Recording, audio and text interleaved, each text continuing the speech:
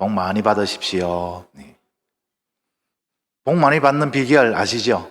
하나님을 경외하는 자에게 하나님께서 모든 복을 주신다고 약속하셨습니다. 하나님을 경외하는 사람이란 어떤 사람인가? 일상 삶 속에서 늘 하나님을 생각하는 사람. 하나님이 나와 함께 계시지. 지금도 하나님이 나와 동행하고 계시지. 하나님의 임재의식 속에서 날마다 자신을 돌아보는 그런 사람이 진정 하나님을 경외하는 사람이고, 하나님은 그런 자에게 만복을 누릴 수 있도록 약속해 주셨습니다. 하나님을 경외하는 자로서 우리가 일상생활 속에서 실천해야 할 구체적인 상황, 실천 사항들을 우리가 이제 말씀을 통해서 그렇게 살펴보고 있습니다. 그래서 첫 번째로 제일 기본적인 것이 무엇이냐라고 하니까, 하나님이 주신 말씀에 순종하는 자가 하나님을 경외하는 자고, 또 하나님의 주권을 인정하면서 모든 것을 하나님을 믿고 신뢰함으로 맡겨 줄 수 있는 사람, 그 믿음의 사람이 하나님을 경외하는 사람이고, 또 하나님이 우리의 모든 것을 다 이렇게 지켜보고 계시고 동행하고 계시니까 하나님 앞에서 바른 언어 생활을 하려고 또 노력하는 자, 또 하나님께서 주신 귀한 사명, 시간들을 헛되이 보내지 않고 그 사명에 게으르지 않고 부지런히 사명에 최선을 다하는 자가 바로 하나님을 경외하는 자다. 오늘은 이제 또 특별히 구체적인 내용이 뭐냐 하니까, 마음을 다스리는 것. 하나님을 경외하는 자는 어떻게 자신의 마음을 잘 지키고 다스려야 하는지, 오늘 말씀을 가지고 또 잠언에 있는 여러 가지 말씀들을 가지고 여러분과 함께 은혜를 나누고 또 기도하도록 하겠습니다. 모든 인생사가 마음먹기에 달려있다라는 말 우리는 잘 알고 있습니다. 그렇죠? 그 말은 세상에 유명한 사람이 말한 것이 아니라 바로 하나님이 말씀하셨습니다. 하나님의 말씀에 모든 삶의 문제는 마음에 달려있다. 오늘 솔로몬이 바로 그런 말씀을 하고 있죠. 오늘 말씀이 무엇입니까? 모든 지킬 만한 것 중에서 더욱 내 마음을 지키라. 그 이유가 무엇이냐? 생명의 권한이 어디에서 난다? 마음에서 난다라는 겁니다. 여기서 생명이다라는 말은 1차적으로 우리가 호흡하고 숨쉬고 살아가는 것, 그것을 말합니다. 그것뿐만 아니라 하나님 앞에서 진짜 살아있는 존재는 어떤 존재이냐라고 하니까, 하나님이 주신 사명을 가지고 꼭 해야 할, 하나님 백성으로서 해야 할 일을 다 하는 그런 삶, 하나님의 뜻을 따라서 하나님의 영광을 나타내고 하나님을 즐거워할 수 있는 그 삶, 하나님이 우리에게 주신 인간의 제일된 목적을 가지고 그 목적을 향하여 힘차게 달려가는 삶, 그런 삶을 살기 위해서는 무엇을 해야 된다고요? 마음을 지켜야 된다. 마음을 잘 다스려야 한다라는 것입니다. 사랑하는 성도 여러분, 우리가 우리의 마음을 잘 지켜서 잘 다스려서 정말 하나님을 경외함으로 하나님이 주시고자 예배한 모든 복들을 다 누리고 또 증거하는 그런 복된 삶이 되기를 주님의 이름으로 축원드립니다. 그렇다면 우리가 하나님을 경외하는 삶을 위해서 무엇보다도 중요한 우리의 마음을 다스리기 위해서 어떻게 해야 합니까? 첫 번째, 마음을 공격하는 많은 것들로부터 마음을 지켜야 합니다. 우리의 마음을 흔들어 놓으려고 하는 아주 많은 요소들이 있습니다. 그래서 솔로몬은 그 많은 공격들로부터 마음을 철저하게 지켜야 한다. 그래야 하나님의 백성으로서 하나님이 맡겨주신 하나님의 뜻과 사명에 따라서 하나님을 경외하는 삶을 살 수 있다. 그렇게 강조를 하고 있는 것입니다. 자, 그렇다면 우리의 마음을 흔들어 놓으려고 하고 우리의 마음을 공격하여서 무너뜨리려고 하는 그런 요소들은 무엇이 있는지 우리 잠언 말씀을 통해서 한번 살펴보도록 하겠습니다. 아주 많이 있다고 했습니다. 얼마나 많이 있는지 한번 살펴보기를 원합니다. 첫 번째, 우리 일상 속에서 우리 마음을 공격하는 것은 세상의 쾌락과 만족입니다. 잠언 11장 20절 말씀입니다. 마음이 굽은 자는 여호와께 미움을 받아도 행위가 온전한 자는 그의 기뻐하심을 받느니라. 14장 14절 마음이 굽은 자는 자기 행위대로 봉을 가득하겠고 선한 사람도 자기 행위로 그러하리라. 17장 20절 마음이 굽은 자는 복을 얻지 못하고 혀가 패역한 자는 재앙에 빠지느니라. 여기서 마음이 굽은 자 문자적으로는 하나님으로부터 돌아선 사람, 하나님으로부터 멀어진 사람, 하나님을 버린 사람이다. 그렇게 해석을 할 수 있습니다. 왜 사람들이 하나님으로부터 돌았습니까? 왜 사람들이 하나님을 떠납니까? 많은 이유가 있겠지만 그 중에 가장 큰 이유는 바로 세상에서 만족을 구하고 세상을 쾌락을 추구하기 때문에 자신의 욕심을 채우기 위한 다른 하나의 방법으로 세상을 향하여 나아가는 것입니다. 눈에 보기에는 여호와의 동산 같고 애굽 땅 같아서 멸망의 길인 줄 모르고 소돔과 고모라로 가는 사람, 그런 사람이 바로 마음이 굽은 자이고, 그런 마음을 무슨 마음이라고 했습니까? 세상의 쾌락과 만족을 쫓아가는 사람이다라는 것입니다.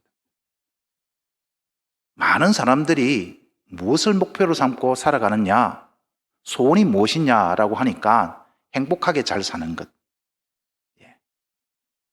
인생을 즐기고 누리며 행복하게 사는 것이 인생의 목표입니다. 목적입니다. 그렇게 말을 많이 합니다. 그런데 진정으로 행복이 무엇인지, 어떻게 해야 행복한 길을 걸어갈 수 있는지 그 길을 모르고 있는 거죠. 하나님을 경외하는 자만이 누릴 수 있는 복임에도 불구하고 마음이 굽어서 하나님 말씀으로 떠나서 살아가고 있다라는 것입니다. 우리의 마음이 세상의 쾌락과 만족에 빼앗겨서는 안 될 것입니다. 두 번째로 일상생활 속에서 우리의 마음을 공격하는 것이 무엇이냐? 근심과 걱정, 두려움, 이런 것들입니다. 잠언 12장 25절 말씀입니다. 근심이 사람의 마음에 있으면 그것으로 번뇌하게 되나. 15장 13절 마음의 즐거움은 얼굴을 빛나게 하여도 마음의 근심은 심령을 상하게 하느니라. 17장 22절 마음의 즐거움은 양약이라도 심령의 근심은 뼈를 마르게 하느니라. 뼈를 마르게 한다라는 것은 무엇이냐? 뼈가 썩어 들어갈 만큼 아주 고통스러운 것을 이야기를 합니다. 마음에 근심이 있고 걱정이 있고 두려움이 있고 공포가 있으면 그렇지 않습니까? 낙심이 되죠. 낙심이 되고 절망 가운데 있으면 사실 내가 하나님의 백성으로서 어떻게 살아야 되느냐, 그러한 선한 인생의 목표들이 희미해져 버립니다. 우리의 마음을 공격하는 것들이 근심, 걱정, 두려움, 공포, 이런 것들입니다. 이런 것들로부터 마음을 지킬 줄 알아야 됩니다. 다스릴 줄 알아야 됩니다. 세 번째로 일상생활 속에서 우리의 마음을 공격하는 것, 하나님의 약속에 대한 불신입니다. 잠언 13장 12절에 소망이 드디어 이루어지면 그것이 마음을 상하게 하거니와 소원이 이루어지는 것은 곧 생명나무니라. 간절히 기도하잖아요. 하나님, 정말 이것 나의 간절한 소망입니다, 소원입니다 라고 기도를 하는데 하나님께서 속히 들어주시지 않는 것 때문에 마음이 상한다는 것입니다. 하나님께서 반드시 들어주신다 약속하셨는데 그 약속은 오간데 없고 전혀 뜻하지 않는 방향으로만 인생길이 열려 있을 때에 쉽게 실망하죠. 낙심하게 되죠. 그래서 어떻게 됩니까? 마음이 무너진다는 것입니다. 아무리 생각해봐도 내가 잘못된 기도를 하는 것도 아니고 정말 이 기도를 들어주시면 하나님께도 영광이고 세상 사람들한테도 참 좋은 본보기가 되어서 하나님의 복음을 전하는 좋은 기회가 될 것 같은데 왜 하나님 나의 기도를 들어주시지 않습니까? 우리가 종종 경험하는 삶이지 않습니까? 그럴 때에 참 기도해도 소용이 없구나, 그런 마음이 생길 수가 있습니다. 그런 마음 누가 공격하는 거겠습니까? 보이지 않는 악한 영들이 공격하는 거겠죠. 우리를 공격하는 그러한 약속에 대한 불신, 우리가 그것들로부터 우리의 마음을 지킬 수 있어야 되는 것입니다. 네 번째로는 타인에 대한 기대와 실망입니다. 잠언 14장 10절에 이런 말씀이 있습니다. 마음의 고통은 자기가 알고 마음의 즐거움은 타인이 참여하지 못하느니라. 무슨 말이냐 하니까 자기의 고통을 이해해 줄 수 있는 사람은 이 세상에 아무도 없다라는 것입니다. 아무리 친한 친구라도, 아무리 가까운 관계라도 나의 속마음, 나의 속 고통을 속속들이 다 알지 못한다는 것입니다. 내가 아무리 즐겁고 기뻐해도 그것을 정말 공감해주고 같이 동참해줄 수 있는 사람은 이 세상에 아무도 없다라는 것입니다. 누구만 가능합니까? 주님만, 하나님만. 그래서 우리가 신앙생활을 하다 보면은 하나님께 상처받는 것은 잘 없습니다. 어디에 상처를 많이 받습니까? 사람과 사람과의 관계 속에서 나를 위해 줄 것 같고 나를 참 이해해 줄 것 같은 사람이 오히려 배신을 하고 내 마음을 몰라주고 오히려 상처되는 말을 할 때에 우리의 마음이 흔들리죠.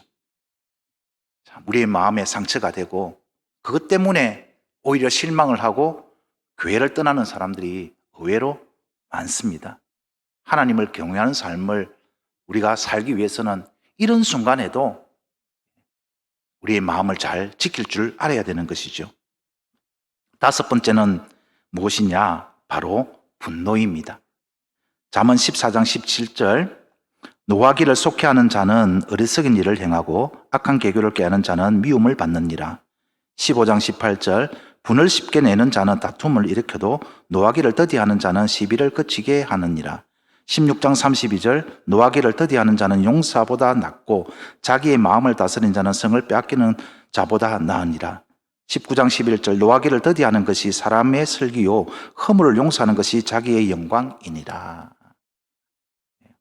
요즘 화를 내는 사람들이 참 많잖아요. 그죠?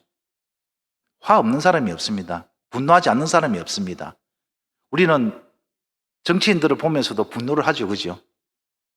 또 간혹 뉴스를 듣다 보면은 이 분노를 조절하지 못하여서 억제하지 못하여서 비극을 맞이하는 그런 참 슬픈 소식들을 우리는 자주 접하게 됩니다. 분노, 당연히 낼 수 있는 감정입니다. 그러나 하나님을 경외하는 사람은 그 분노도 조절할 수 있어야 된다라는 것입니다. 분노를 조절할 줄 아는 사람이 하나님 앞에서 진정 강한 사다, 용사다. 화를 낼 줄 몰라서 참는 것이 아니라, 약해서 참는 것이 아니라 하나님을 경외하기 때문에 분노를 조절할 줄 아는 것, 절제할 줄 아는 것, 그 자가 하나님 앞에서 강한 자다. 그렇게 말씀하고 있습니다. 여섯 번째, 우리의 마음을 공격하는 것 중에 또 심각한 것이 시기와 질투입니다.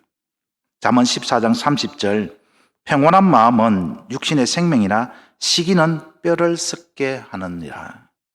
잠언 27장 4절 부는 잔인하고 노는 창수 같거니와 투기 앞에야 누가 서리요. 창수, 엄청난 폭우 앞에서 살아날 사람이 없잖아요. 그죠? 투기도 마찬가지다는 것입니다. 투기는 사람을 망하게 합니다. 뼈를 썩게 할 만큼 건강을 해치는 것이죠. 시기와 질투, 우리가 흔히 느끼는 감정입니다. 이런 감정도 사실 하나님을 경외하는 자에게는 합당하지 않는 그런 마음의 상태다라는 것입니다.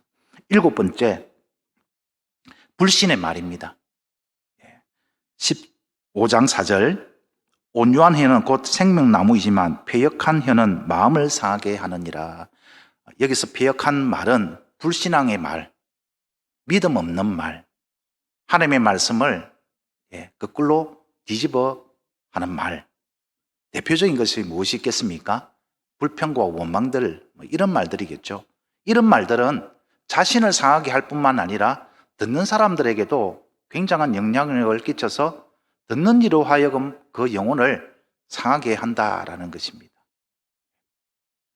여덟 번째, 우리 일상생활에서 우리의 마음을 공격하는 것 중에 하나가 교만입니다. 우리가 잘 알고 있는 말씀입니다. 16장 18절 교만은 패망의 선봉이요 거만한 마음은 넘어짐의 앞잡이니라. 18장 12절 사람의 마음의 교만은 멸망의 선봉이요 겸손은 종기의 길잡이니라. 21장 4절 눈이 높은 것과 마음이 교만한 것과 악인이 형통한 것은 다 죄니라.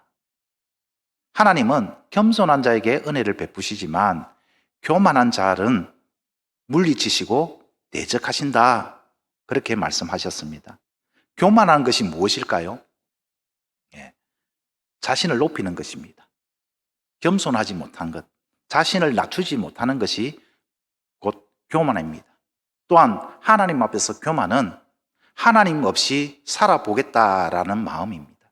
하나님을 전적으로 의지하지 않고 자기 힘으로, 자기 능력으로 충분히 살 수 있다라고 가지는 그 마음이 교만한 마음인 것이죠. 그런 교만한 마음, 우리가 절제할 줄 알아야 되는 것이죠. 9번째, 우리의 마음을 흔들어 놓고 공격하는 것은 환난, 시련, 고난 이런 것들입니다. 잠언 24장 10절 네가 만일 환난 날에 낙담하면 내 힘이 미약함을 보임이니라. 시련, 고난, 역경 이런 것들이 우리의 삶 속에 간혹 찾아옵니다. 육체의 그런 연약함이 일 수도 있고 정신적인 연약함이 있을 수도 있습니다. 또 많은 그런 문제들로 우리가 고통을 당하고 어려움을 겪게 할 때 있지 않습니까? 이것이 낙담하게 만드는 것이죠. 마음을 흔들어 놓는 것이죠. 그래서 하나님께서 맡겨주신 귀한 사명을 감당하지 못하도록 시리에 빠지도록 만들어버리는 것입니다. 마지막으로 우리가 일상 속에서 우리의 마음을 공격하는 것 중에 하나가 악인의 형통함. 좀 더 쉽게 표현하면 세상 사람들이 잘 먹고 잘 사는 것 보는 겁니다. 잠언 24장 19절입니다. 너는 행악자로 말미암아 분을 품지 말며 악인의 형통함을 부러워하지 말라.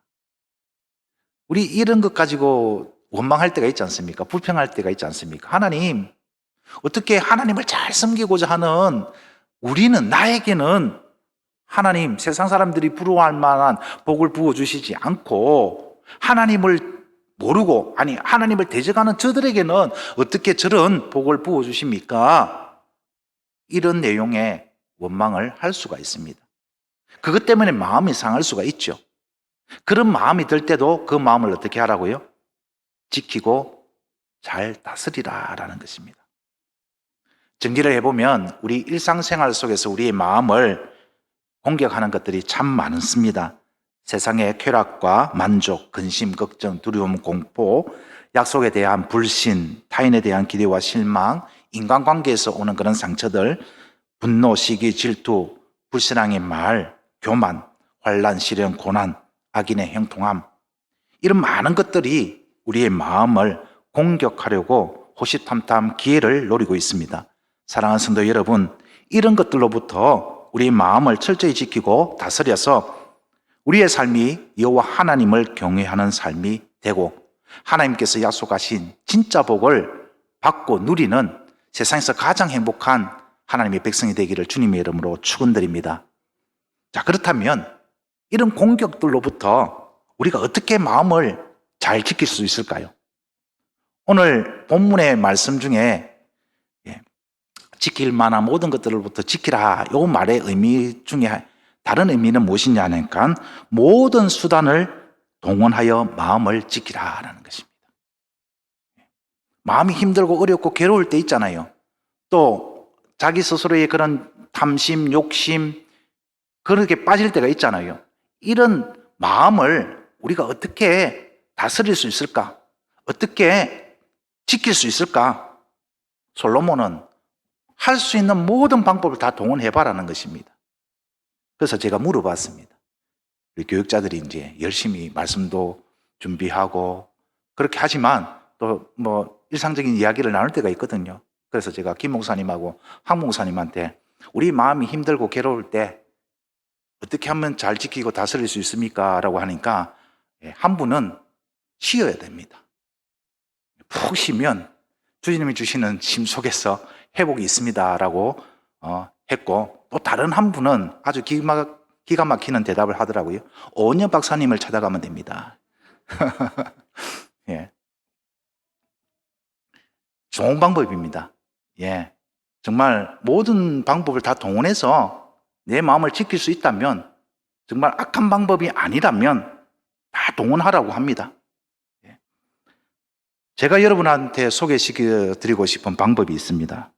그러면 목사님은 어떤 방법으로 하시겠습니까? 라고 질문한다면, 예, 한 가지 방법을 추천해 드리겠습니다. 제가 직접 경험한 방법입니다.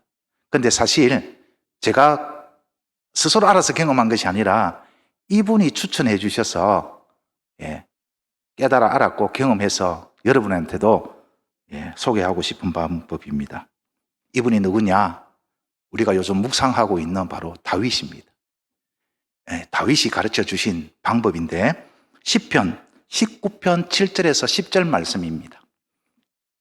여호와의 도, 요 빨간 것이 여호와의 증거, 이런 말들이 나오는데 이것은 하나님의 말씀으로 딱 이렇게 보시면 됩니다. 여호와의 율법은 완전하여 영혼을 송색시키며, 뭐 설명 안 해도 아시겠죠, 그죠?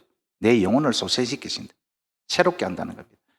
여호와의 증거는, 하나님의 말씀은 확실하여 우둔한 자를 지혜롭게 하며, 부족함이 전혀 없는 것입니다. 우리 하나님의 말씀은 결점도 없고 부족함도 없고 있어야 할 것이 다 있기 때문에 내 영혼을 소생시키시고 또 나를 지혜롭게 하기 위해는 최고의 방법이다라고 누가 소개하고 있습니까? 다윗이 소개하고 있습니다. 여호와의 교훈은, 하나님의 말씀은 정직하여 마음을 기쁘게 하고, 예, 내 마음을 기쁘게 하는 것, 예, 하나님의 말씀. 여호와의 계명은 순결하여 눈을 밝게 하시는도다. 하나님의 말씀은 나의 영안을 열어주고 내가 올바른 길을 분별하고 갈 수 있도록 내 마음을 지키고 의의 길로 인도하는 말씀. 주의 말씀은 내 발의 등이요 내 길에 빛이니이다 했던 그 말씀. 예. 또 여호와의 계명은 순결하여 하시도다 했죠. 여호와의 경외하는 도는 정결하여 영원까지 이르고, 이것은 무엇입니까? 영원히 변하지 않는 우리의 삶의 기준, 기초, 반석, 이런 말입니다. 여호와의 법도 진실하여 다 어려우니, 이 말은 절대 진리다. 이 세상 그 어떤 지식, 그 어떤 철학, 그 어떤 학문보다도 가장 중요한 절대 진리는 하나님의 말씀뿐이다. 그래서 다윗은 최종적으로 이렇게 고백합니다. 금 곧 많은 순금보다 더 사모할 것이며 꿀과 송이꿀보다 더 달도다. 이 세상에서 가장 가치 있는 게 하나님의 말씀이고, 이 세상에서 가장 큰 즐거움과 만족을 주는 게 하나님의 말씀이니, 예, 더 사모할 것, 우리 인생에 있어서 가장 가치 있고 소중한 것을 추구해야 할 게 하나님의 말씀이고, 그 하나님의 말씀을 통해서 진정한 만족과 참 기쁨을 누릴 수 있다 소개해 주었습니다. 제가 이제 마음을 고쳐먹고 신학을 해서 진짜 하나님과 약속을 했던 거 지켜야 되겠다라고 결단했던 그때 1년 동안 오로지 말씀과 기도로 준비했던 때가 있습니다. 그때 이 말씀을 탁 읽고 정말 하나님의 말씀이 나에게 진정한 만족과 참 가치를 주는지, 하나님의 말씀을 파고들고 또 파고들고 또 파고드니까 정말이더라고요. 하나님의 말씀을 딱 펼쳐보니까 다른 것도 아니었습니다. 하나님이 나를 얼마나 사랑하시는지, 하나님이 이 정말 보잘것없는 죄인 중에 죄인을 하나님이 얼마나 사랑하시는지, 그 사랑을 발견할 때 무엇을 통해서요? 하나님의 말씀을 통해서. 그 사랑을 발견하고 나니까 마음이 지켜지더라고요. 마음이 어느 정도 다스려지더라고요. 물론 여전히 죄된 본성이 남아있어서 하나님 보시기에 아름답지 못하고 하나님의 마음을 아프게 한 적도 있지만, 그것이 끝까지 가지 않고 또 말씀이 생각나는 거예요. 그래, 분노하지 말아야 했는데 나는 왜 이렇게 분노가 절제가 안 될까? 그래서 또 뉘우치게 되고 또 하나님께 회개를 하게 되고 또 하나님께 나아가게 되는 것이죠. 사랑하는 성도 여러분, 하나님의 말씀을 통하여서 하나님과 깊은 교제를 나누시고 하나님의 말씀을 통하여서 하나님의 사랑을 발견하시길 바랍니다. 다윗이 왜 하나님의 말씀을 이렇게 강조했느냐? 다른 것도 아닙니다. 하나님의 말씀을 통해서 하나님이 나를 얼마나 존귀하게, 나를 얼마나 사랑하시는지 그 하나님 아버지의 마음을 깨닫게 되니까 마음을 지키게 되는 것이죠. 하나님이 미워하시는 것, 하나님이 싫어하시는 것, 하나님의 마음을 아프게 하는 것은 나는 하면 안 되겠구나. 왜? 하나님이 나를 이렇게까지 사랑하시는데 내가 그 사랑에 조금이라도 보답하기 위해서는 내가 하나님을 경외하는 삶, 내 삶을 돌아보면서 하나님이 기뻐하실 일들을 내가 해야지. 이것이 어디로부터 나온다고요? 내 마음을 지키는 것에서부터, 내 마음을 다스리는 것부터 나오는구나. 그것을 깨닫게 된 것입니다. 그리고 나서 다윗이 뭐 됐겠습니까? 의지를 가지고 열심을 다해서 하나님 말씀을 지키려고 몸부림치는데 여전히 자신의 연약함이 있는 것입니다. 여전히 죄성이 자기를 놓아주지 않는 겁니다. 그래서 다윗은 어떻게 합니까? 고백하는 거죠. 하나님, 이것은 내 힘만 가지고 내 의지만 가지고 될 일이 아닙니다. 하나님이 도와주셔야만 됩니다. 하나님 도와주십시오. 그래서 매 순간순간 다윗은 하나님께 기도했습니다. 그 기도의 내용들이 시편에 고스란히 다 기록되어 있지 않습니까? 그 중에 제일 하나님 앞에 간곡하게 기도했던 때가 언제입니까? 바세바를 범하고 나단 선지자를 통하여서 하나님께서 책망하실 때 다윗은 다시 한번 깨닫고 하나님께 뉘우치며 이렇게 기도합니다. 시편 51편 10절 12절입니다. 하나님이여 내 속에 정한 마음을 창조하시고 내 안에 정직한 영을 새롭게 하소서. 주의 구원의 즐거움을 내게 회복시켜주시고 자원하는 심령을 주사 나를 붙드소서. 어떤 고백입니까? 하나님, 내 마음에 정직한 영을 창조하여 주십시오. 하나님, 내 의지만 가지고는 될 일이 아닙니다. 하나님께서 하셔야 할 일입니다. 하나님 도와주시옵소서. 정직한 영을 날마다 새롭게 하여 주시옵소서. 그래서 하나님께서 주시는 그 구원의 기쁨을 날마다 누리며 그 구원의 기쁨을 가지고 하나님 손에 붙들리는 삶을 살아가게 하여 주시옵소서. 그렇게 간절히 하나님께 기도했고 하나님은 그 다윗을 어떻게 인정해 주셨습니까? 그래, 너는 내 마음에 맞는 사람이다. 내가 너를 통해서 나의 뜻을 이루어 가겠다. 하나님을 경외하는 너를 통해서 나의 뜻을 이루어 가지 않으면 누구를 통해서 나의 뜻을 이루어 갈 수 있겠느냐? 다윗 너밖에 없다. 너를 통해서 영원한 하나님의 나라, 나의 나라를 세워나갈 것이다 약속하셨고 그 약속 안에서 예수 그리스도가 이 땅에 오셨고 그 약속 안에 우리가 지금 있는 것 아니겠습니까? 사랑하는 성도 여러분, 하나님을 경외하는 자가 하나님의 복을 받고 누리는 자입니다. 하나님을 경외하는 자는 자기의 마음을 지키고 다스릴 수 있어야 되는 것입니다. 우리의 마음을 공격하는 수많은 것들이 있습니다. 그 이면에는 누가 있습니까? 바로 악한 사탄 마귀가 있는 것입니다. 우리가 그 마음에 그 공격에 패배하고 마음을 빼앗겨서 실망하고 절망하고 주저앉아서 하나님의 나라를 위하여서 살아가지 못하는 어리석음을 범하는 것이 아니라 정말 나의 마음을 잘 지켜서 나의 마음을 잘 다스려서 오늘도 내일도 하나님의 나라를 위하여서 하나님의 강한 군사, 하나님의 귀한 복된 백성으로서 하나님의 뜻을 이루어감으로써 하나님께서 주시고자 예비하신 모든 복, 신령한 하나님의 복을 다 받고 누리는 저와 여러분이 되기를 간절히 소망합니다. 어떻게 하면 될까요? 하나님과 친밀한 교제가 있어야 됩니다. 날마다 매 순간순간 하나님과의 친밀한 교제, 하나님과의 친밀한 교제를 나눌 수 있는 방법은 두 가지밖에 없습니다. 무엇입니까? 말씀을 통하여서 하나님의 음성을 듣는 것입니다. 기도를 통하여서 하나님께 도움을 구하는 것입니다. 오늘 이 시간 우리가 간절히 기도하고 하나님께 간절히 간구할 때에 하나님께서 우리의 마음에 다윗에게 베풀어 주신 그 은혜처럼 우리의 영을 날마다 새롭게 창조하시고 정직한 영을 날마다 새롭게 주실 것이며 하나님의 손에 붙들리는 그런 복된 삶이 되게 해 주실 것입니다.